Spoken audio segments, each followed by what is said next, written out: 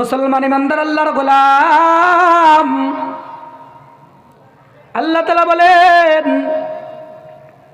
কুল আতিউল্লাহ ওয়া আতিউর রাসূল ফাইন তাওয়াল্লাউ ফাকুল কুল আতিউল্লাহ ওয়া আতিউর রাসূল ফাইন তাওয়াল্লাউ ফাইন্নাল্লাহ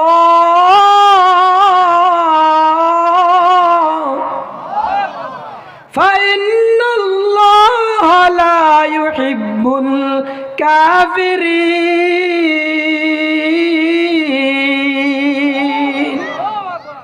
আল্লাহ তাআলা বলেন, কুল আতিউল্লাহ ওয়া আতিউর রাসূল, নবী আমার দুনিয়ার সকল উম্মতদেরকে জানিয়ে দেন, আতিউল্লাহ ওয়া আতিউর রাসূল, আল্লাহকে মানবা, রাসূলের পদাঙ্ক অনুসরণ করবা।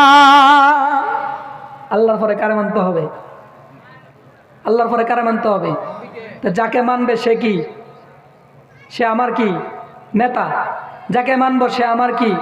তাহলে আল্লাহ শিখিয়ে দিয়েছেন আমাদের নেতাকে।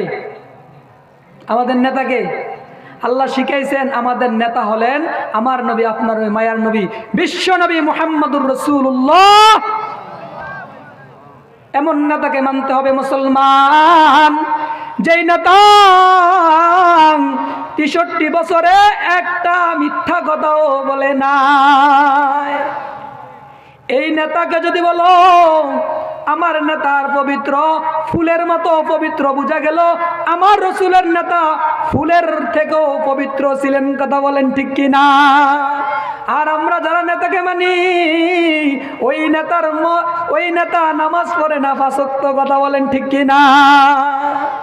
সুতরাং আমার নেতা, আপনার নেতা বিশ্বনবী মুস্তাফা। কথা বলেন ঠিক কি না?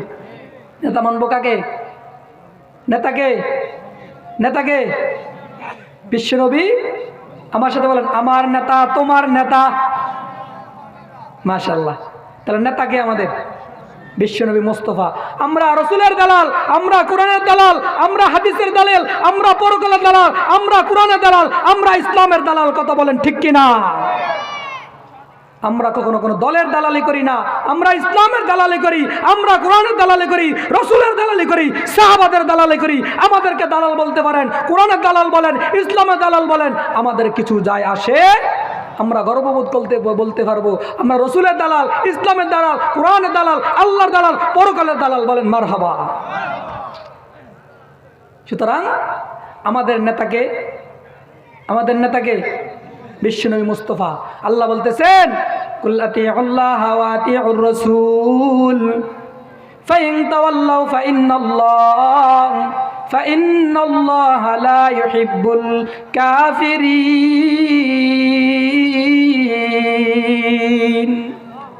যারা আল্লাহকে আল্লাহ বলে মানবে না, যারা রসুলকে নেতা বলে মানবে না, যারা নেতা রসুলকে মানবে না, যারা দুনিয়ায় অন্য ব্যক্তিকে নেতা মনে করবে, আল্লাহ বলেন বান্দা ফাইন্নাল্লাহা লা ইউহিব্বুল কাফিরিন। যেই ব্যক্তি রসুলকে নেতা না মানিয়া অন্য ব্যক্তিকে নেতা মানতে চাইবে, আমি আল্লাহ ওই ব্যক্তিকে কখনোই ভালোবাসবো না।